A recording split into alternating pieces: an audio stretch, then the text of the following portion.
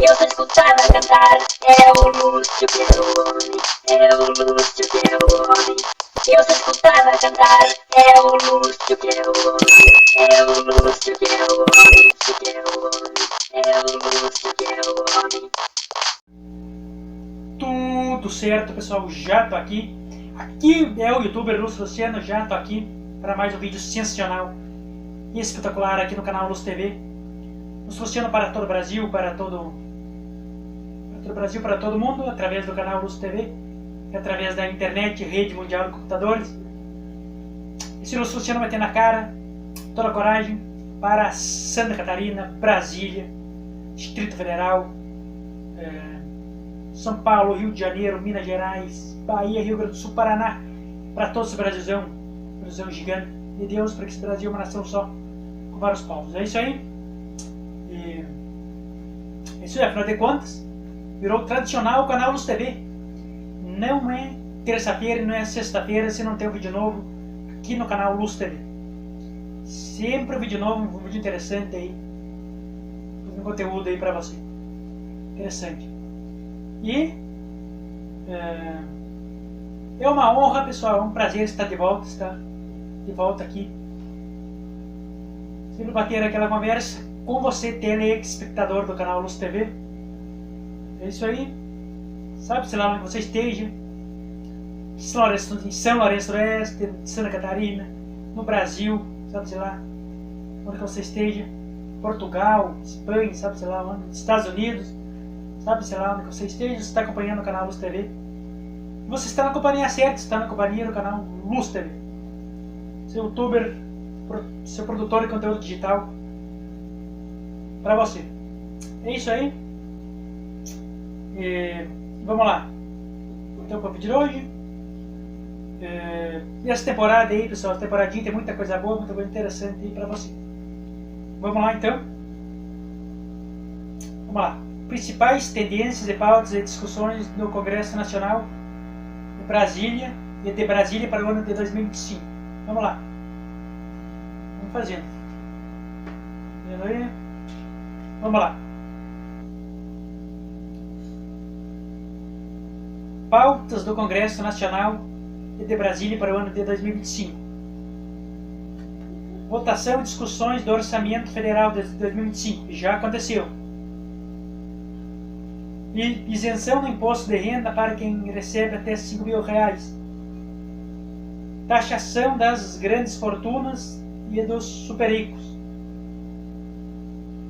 Limitação dos subsalários de cargos de alto escalão do funcionalismo público federal.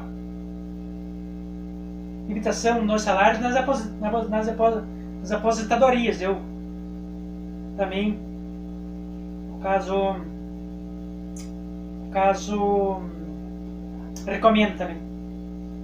Discussões sobre um plano nacional de infraestrutura e discussões sobre o modelo de saneamento básico nacional.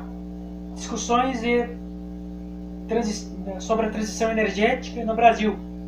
Discussões sobre sustentabilidade da economia e o aquecimento global. Discussões sobre o desbloqueio das emendas parlamentares, criação de regras para aumentar a rastreabilidade e a transparência das emendas parlamentares. Discussão e repercussão sobre o julgamento dos condenados da tentativa do golpe de Estado dia 8 de janeiro. Discussões sobre criação de um plano nacional de educação. Discussões de um plano nacional de segurança pública. Discussões sobre a democratização da internet, o uso adequado, consciente da inteligência artificial no Brasil, julgamento no STF dos envolvidos nos ataques antidemocráticos no dia 8 de janeiro, julgamento de decisões no STF sobre o marco temporal, as terras indígenas, marco civil na internet e outros assuntos importantes que serão discutidos em Brasília no ano de 2025. Também deu uma grande repercussão o julgamento de Bolsonaro de 7 indiciados, a organização que foram indiciados sobre foram se tornados réus por organização criminosa e outros processos aí, outros qualificadores, que nem diz outro, né? Que nem diz no jargão jurídico, né? E deu a repercussão aí do julgamento de Bolsonaro, uma grande repercussão deu na imprensa toda. E tá dando o que falar até hoje, tá dando repercussão. Eles estão pedindo anistia antes de serem julgados. Eles foram tornados réus, não foram julgados. E tiveram, no caso, vamos comentar um pouco sobre essa questão. O processo da primeira turma, o processo de julgamento, eu assisti quase tudo. O processo foi de extrema qualidade, foi, no caso, de extrema qualidade técnica. Caso a defesa teve o seu tempo, foi respeitado o devido processo legal, as defesas, os advogados de defesa se sustentaram oralmente, no caso, botaram suas visões. O julgamento foi técnico, não foi um julgamento parcial, foi um julgamento imparcial. E eu, na minha opinião, considero o julgamento, no caso, considerei um julgamento que cumpriu o devido processo legal. No caso, não foi que nem a Lava Jato, uns pegam e consideram assim, mas o julgamento do dia 8 de janeiro, 8 de janeiro é igual a Lava Jato. Não é. Eu já comentei no vídeo nos anos anteriores aí, né, sobre essa questão. Então não tem nada a ver. O que foi a Lava Jato? Foi Sérgio Moro e Deltan Dallagnol, né, que tinha um projeto político e descumpriram a lei diversas vezes, fizeram julgamentos parciais baseados só em delação. Que nem o sítio de Atibaia, por exemplo, que envolveu, no caso, falsamente envolveu o presidente Lula. Ou seja, foi baseado numa delação, apenas numa delação. Triplex do Guarujá, baseado numa delação. Não foi encontrada prova nenhuma, nenhum contrato, nenhuma escritura, nenhuma transferência bancária, nada. Então, foi inventado, né, tudo aquilo lá, né, do presidente Lula, foi todo inventado. E já no julgamento do 8 de janeiro, e não só do 8 de janeiro, da minuta do golpe, da questão da tentativa de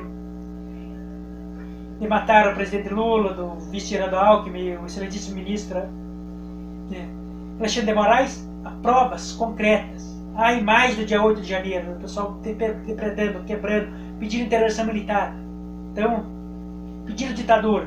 Então, que nem eu disse no outro vídeo, foi o que a criminalidade confessa mesmo. Ali, as imagens todo mundo viu, o Brasil inteiro viu. Até uma criança de 10 anos viu, todo mundo viu.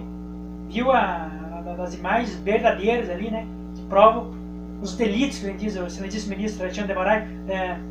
Aqui as provas dos delitos, quebrando viaturas policiais, quebrando carros, quebrando os três poderes, botando fogo em tudo. Foi realmente um golpe de Estado que ocorreu naquilo lá. E a questão da minuta do golpe, a prova concreta, a materialidade do crime, o que diferencia da Lava Jato. Ou seja, aliás, da questão da tentativa do punhal verde e amarelo lá. Também, né, provas concretas. Tantas outras questões da BIM paralela, provas concretas. Eles usaram a BIM paralela para investigar, no caso, ilegalmente, adversários políticos. Usaram para uso político. Então, há provas. Então, isso que diferencia a questão do 8 de janeiro, né, o julgamento do 8 de janeiro, e a questão do minuto do golpe e outras coisas, comparado com a Lava Jato. Ou seja, provas concretas. E a Lava Jato, no caso do Triplex do Guarujá, o sítio em Atibaia foi só numa delação, numa mentira. Então, e uns também eu falei no outro vídeo a questão, uns comparam. Por que os envolvidos no 8 de janeiro, por exemplo, no caso tiveram punição e quando o MST depredou no governo Temer, no caso o Palácio do Planalto, não teve a mesma repercussão, ninguém foi condenado. Então, vamos diferenciar aqui. Uma coisa é o 8 de janeiro, é uma tentativa de golpe de Estado. Uns falam assim, mas não houve morte, mas não houve golpe. Não sei o que, querem anistia, que não sei o que são todos inocentes, não sei o que. Mas ele está lá, está na Constituição. Tem o artigo da Constituição que diz: golpe de Estado e tentativa de golpe de Estado de 30 a 40 anos em regime fechado. Está lá. Então, daí também é o seguinte, sim. Então, isso que diferencia, então, o 8 de janeiro foi uma tentativa de golpe de Estado explícito. Eles queriam implantar uma ditadura militar, um regime de exceção, tacaram as urnas eletrônicas inúmeras vezes, ou seja, visivelmente defenderam a intervenção militar e outras coisas. E dos ataques do vandalismo do MST foi para cobrar recursos. Foi para cobrar, no caso, políticas públicas que foram negadas a eles. Ou seja, o MST não queria dar um golpe de Estado, então não tem essa gravidade que tem 8 de janeiro. 8 de janeiro é extremamente grave, é um crime explícito mesmo. O que diferencia, né? Uns dizem assim, o seguinte assim. Daí também questiona o seguinte: quem é o responsável pela suspensão das emendas parlamentares? Quem é o responsável da demora da aprovação do orçamento? E aí? Quem é o responsável, na minha opinião, pela suspensão das emendas parlamentares? Foi o governo anterior, que, no caso, que deu escândalo, né, do orçamento secreto, que estimulou o orçamento secreto, as emendas PIX, que não sabiam para onde vai, para quem ia esse dinheiro. E isso é uma coisa imoral, não saber, na minha opinião. Por mais que eu defenda as emendas parlamentares que desenvolvem, no caso, o Estado, os municípios, a emenda parlamentar chega nos municípios mais distantes do Brasil. Eu defendo as emendas parlamentares. No caso, houve a liberação de 4 bilhões de reais. Então, daí o governo teve também, o governo federal também o ano passado, por causa que não foi liberadas, no caso, que não foi aprovado o orçamento, como é que eu posso dizer, tomou atitude e liberou um crédito extraordinário de 4 bilhões para o Plano Safra, ou seja, agiu por decreto. Mas eu creio que o culpado pela questão da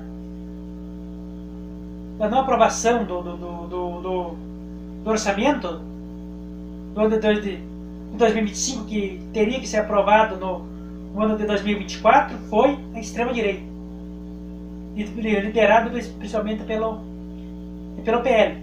Então o que acontece nesse meu ver?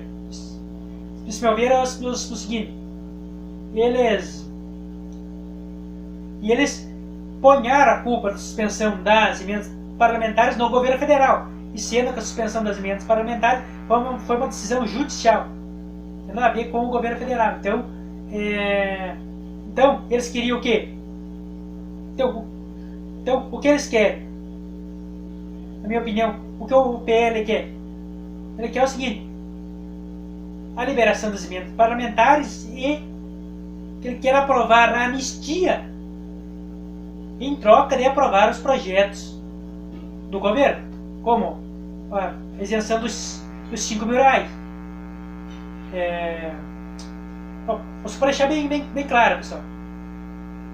É a extrema-direita e o PL, na minha opinião, que está travando, no caso, o andamento, né, das comissões, que está travando, né, a votação, inclusive, da isenção de quem ganha até 5 mil reais. Porque também, veja em consideração isso aí. Também se tem essa questão seguinte, esse comentário. Mas no caso da questão do presidente Lula, no caso da falsa Lava Jato, né, quando houve, o presidente Lula era citado e difamado, no caso, citado na imprensa, em toda a imprensa, inúmeras vezes, e na questão de Bolsonaro tem poucas vezes, no caso fala um pouco da questão do Bolsonaro, fala menos de Bolsonaro na imprensa de televisão. Por quê, pessoal? Vamos falar vamos ser bem sinceros aqui. Alguns setores da mídia tradicional de imprensa, de televisão, tem seus interesses, tem seu lado, correto? E muitas empresas, muitas emissoras de televisão têm patrocinadores, pessoal, vinculados à extrema-direita. E no caso, e alguns patrocinadores ameaçam: se você falar muito de Bolsonaro, vou cortar o patrocínio. Então, refém do patrocínio. Então, tem essa questão também que pode estar acontecendo aí. E a emissora de televisão, as emissoras sobrevivem do que? De patrocínio. Então, temos que ver esse lado aí. E essa questão aí. E eu acho assim, que essa questão aí, eu acho que vai dar essa questão aí, 8 de janeiro, coisa rara assim, vai dar muito o que falar ainda. E ele tem muito assunto ainda para se comentar aí, para ter coisa sobre esse assunto, porque apenas Bolsonaro ainda apenas réu. O julgamento dele vai ser lá pro fim do ano, né, o julgamento total, né? Então, o caso só começando essa questão aí. E que eu disse, né? Todos têm o direito à ampla defesa. E da questão, pessoal, na minha opinião, questão da anistia, eu sou totalmente contra a anistia total, não, perdão das penas total, sim. Mas, no mínimo, se o governo achar melhor, por exemplo, tendo a excelentíssima ministra das Relações Institucionais, Gleisi Hoffmann, o governo está vendo aí, de repente, se o governo, por exemplo, achar conveniente, no caso, pegar e negociar as aprovações dos projetos em troca de uma diminuição, no caso, das penas, eu sou favorável a isso aí. Então, para que seja favorável para o governo federal também, aprovar suas medidas, mas é uma certa anistia, se for ver. Então, mas no máximo, no mínimo, de 4, 6 a 8 anos de prisão. No mínimo. No mínimo isso aí. Um terço da pena. E o uso da tornozeleira eletrônica, eles podem pegar e se mobilizar de volta. Então, de repente, isso pode acontecer. Que nem eles dizem, né? Anistia não aconteceu, não sei o que, né? O bolsonarismo fala. Mas, anistia já de certa forma, uma parte dele já aconteceu. Inclusive o próprio excelentíssimo ministro do Supremo Tribunal Federal, Barroso, pegou e comentou num vídeo que viralizou que mais de 1.200 pessoas foram beneficiadas com a não prescrição penal, ou seja, a não, no jargão popular, a não criminação, ou seja, pegarem e 5 mil reais de multa, se tiver, se afastar 2 anos das redes sociais e fazer um curso de democracia. Então, 600 pessoas já aderiram, nem vão ser processados e nem condenados. Então, a anistia já aconteceu, de certa forma. Então, Deus não pode reclamar de falta de anistia. A anistia já houve, se for ver. Então eu sou totalmente contra a anistia total. Mas eu acho algumas penas, no caso, exageradas, no caso. Eu acho que 30, 40 anos, acho que eles não vão ficar, não. Menos de 1/3 da pena. Eles têm que, de certa forma, eles precisam ser condenados, de certa forma, né? Pegar uma prisão para refletir para que essas coisas não voltem a acontecer aqui no Brasil. É o crime mais grave que houve no Brasil todos os tempos, foi esse, sem dúvida. A coisa mais grave que houve. Não tem coisa que se iguala, porque o que está em jogo, sabe o que está em jogo? Tem jogo futuro. Teve jogo lá em 2022, final de 2022, 2023, teve jogo o quê? Futuro do Brasil. Ou seja, estava na cara que se fosse implementado um golpe, eles iam acabar com o poder judiciário, eles iam acabar com o Supremo Tribunal Federal, eles iam acabar e prender todos os ministros, e botar coronéis, generais como ministro, e botar coronéis, generais como no Tribunal de Justiça, Justiça Federal, Justiça Estadual, e colocar generais e militares nos fóruns e acabar com o poder judiciário. Isso tava, na minha opinião, estava na cara, né? Então o que estava em jogo é uma coisa muito grave. Então, dá muita polêmica esse assunto aí. Então, pessoal, vamos acabar o vídeo, que o vídeo está muito grande, pessoal. Então, vamos encerrar o vídeo, que ficou muito grande. Então, se você viu esse vídeo até aqui, então, um abraço, tudo é bom aconteça na tua vida, com pensamento positivo. Feliz Páscoa, boas festas e boas celebrações religiosas aí. É isso aí. Até a próxima, tudo é bom. Eu só escutava cantar, é o Lúcio Peroni, é o Lúcio Peroni. Eu só escutava cantar, é o Lúcio Peroni, é o Lúcio Peroni, é o Lúcio Peroni.